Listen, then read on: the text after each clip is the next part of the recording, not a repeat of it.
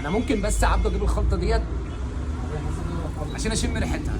تعالى نعملها بقى مع بعض. هناخد 100 جرام من البن الحبشي. الحبشي ريحته حلوه وهيظبط معانا في التوليفه ديت، زائد ان الكريمه فيه حلوه. تعالى بقى كده، انا هستخدم النهارده هندوراسي يا عبده. الهندوراسي مرارته الى حد ما متوسطه كده، زائد نسبه الحموضه فيه متوسطه، نوع الكافيين عالي، هيفرق معانا قوي في قلب الخلطه. هنستخدم 50 جرام هندوراسي.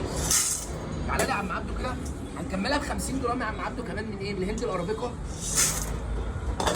تعالى لي يا ابو ده كده، 50 جرام البرازيلي دول هيظبطوا معانا الكريمه قوي وهيفرقوا معانا قوي في التوليفه.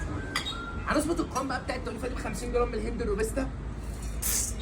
تعالى بقى لو هنحوج التوليفه ده هنحوجها ايه؟ شويه برده خفاف جدا، وحدتين قرنفل خفاف جدا.